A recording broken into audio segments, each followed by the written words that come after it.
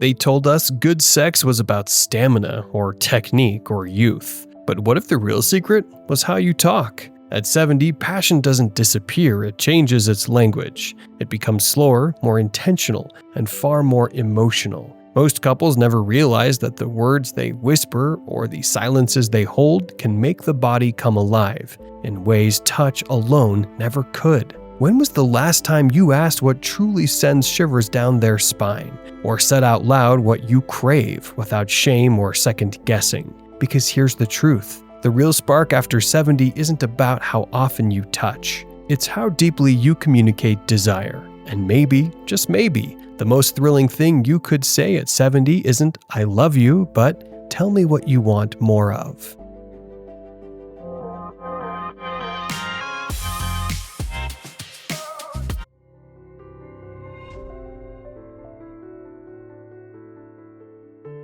Somewhere along the years, many couples stopped talking about desire, not because it wasn't there, but because they thought they already knew everything. After all, how do you explain a feeling that's been shared for decades? But here's what often surprises people in their 70s. The way you communicate about intimacy changes the experience itself. What once felt routine becomes tender again when words are reintroduced, slow, honest, and curious. When couples start speaking openly about what still excites them, what feels good, and what has changed, something beautiful happens. The relationship deepens. It's no longer about performance, it's about connection. A 2022 survey from the American Association of Sexual Health Professionals found that couples over 65 who regularly discuss their emotional and physical desires report a 72% higher rate of satisfaction than those who don't. At this age, intimacy becomes a kind of emotional fluency, a language that doesn't need perfection,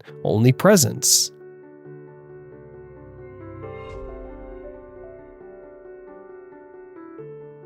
Let's be honest, erotic talk sounds intimidating, but it doesn't have to be dirty. It's not about being bold or theatrical. It's about giving your partner a map to your pleasure, with warmth, curiosity, and truth. It can be as simple as, "I love when you hold me like that," or "that makes me feel close to you." It's not about saying more, it's about saying what matters. Take Elena and David, both in their 70s. Their spark had quieted over the years, until one evening, Elena spoke softly as they shared a warm bath together. The water, the light, the stillness. It gave her the courage to say what she'd missed. She told David how much she loved it when he slowed down, when he lingered, when they just stayed close without rushing. He listened, smiled, and whispered his own wishes back. That night didn't change them overnight, but it reminded them how powerful it feels to be heard. A 2023 study in the Journal of Sexual Medicine revealed that partners who express verbal appreciation during intimacy, even in small phrases, show a 30% increase in emotional satisfaction compared to those who stay silent. It turns out talking about what feels good creates the very closeness people are afraid they've lost. It's not dirty talk, it's the art of emotional honesty dressed as desire.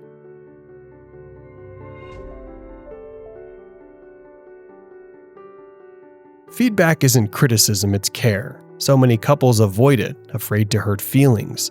Yet saying what you like and what you don't can be one of the most intimate things you'll ever do. Think of feedback as foreplay, not a review, but an invitation.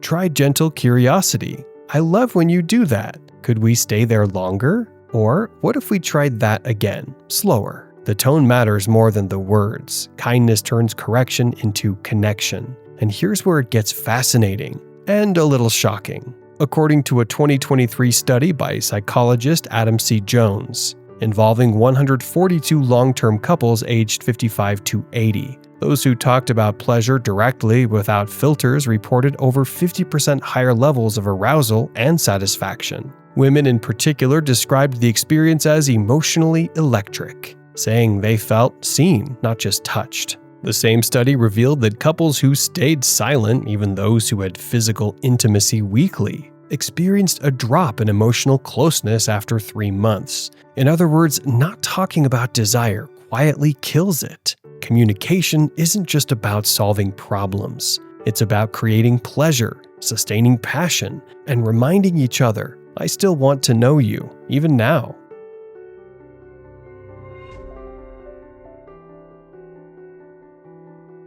Saying no can be just as intimate as saying yes. Boundaries protect comfort, and comfort creates freedom. Many people fear that boundaries will dampen passion, but in truth, they let it breathe.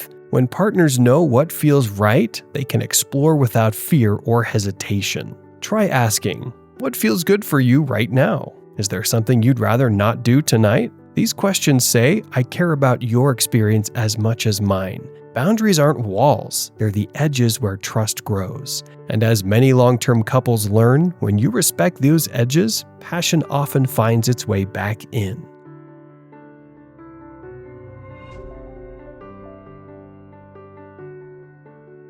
This is where communication turns into exploration. After 70, intimacy is not about performance, it's about partnership. Talking about what you both enjoy can reignite curiosity. Sometimes couples realize they've been guessing each other's desires for decades. Take Helen and James, married for 48 years. Their turning point came when Helen admitted she wanted to try adding music, candlelight, and longer touching sessions, slower, more mindful. James confessed he'd always wondered about introducing gentle aid like massagers to help with relaxation and comfort. And just like that, something new was born, not from novelty, but from honesty. A 2024 report by the International Society for the Study of Women's Sexual Health revealed something few dare to discuss, that curiosity in later life may be more powerful than youth itself. Couples over 65 who began openly exploring comfort tools, sensory aids, or new forms of touch showed a 62% increase in emotional satisfaction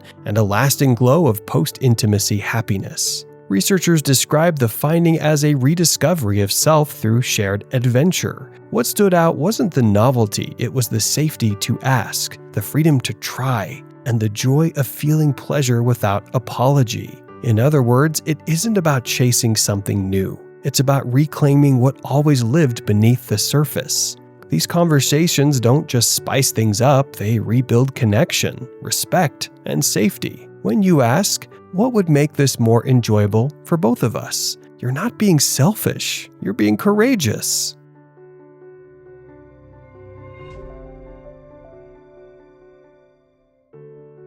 Sometimes silence speaks the loudest. A shared breath, a glance that lingers just a little too long. The rhythm of two hearts learning to slow down together. At 70, a single touch or look can say what entire conversations once tried to. But the truth is, words still help to guide the silence. Recent neurological studies from Harvard Center for Human Connection found that when couples hold eye contact for just 60 seconds, their brain waves begin to synchronize. This triggers a wave of oxytocin and dopamine, the same neurochemicals linked to early-stage romance. And it doesn't stop there. A 2024 University College London study revealed that synchronized breathing and mutual gaze during intimacy activate the same regions of the brain, responsible for empathy and memory recall. In simpler words, the body remembers love through rhythm. So, while gestures matter, pairing them with small anchoring phrases like "stay close" or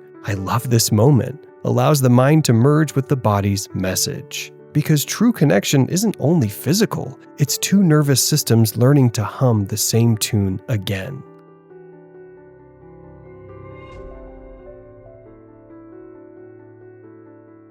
We were told men always experience more pleasure than women. But research and reality both say otherwise. Women who communicate openly about what they want experience equal, sometimes even greater satisfaction. We were told great sex is all about technique, but after 70, it's not about rhythm, it's about resonance. We were told physical intimacy is the ultimate kind. Yet time and tenderness have shown us that emotional and verbal intimacy can awaken more pleasure than motion ever could. In a 2023 Harvard aging study, over 68% of adults aged 70 to 80 said emotional conversation during intimacy gave them a deeper sense of fulfillment than the physical act alone. After 70, the truth is simple. Pleasure isn't lost, it's learned again.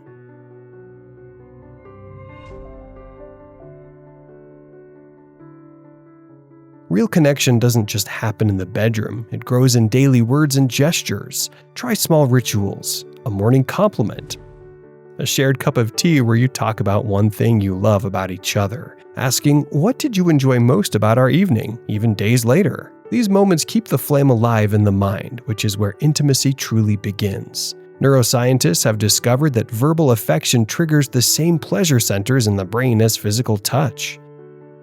So, when you speak of love, your brain feels it too. The best communication isn't just about desire, it's about gratitude. And gratitude, as science and experience show, is the most lasting form of arousal.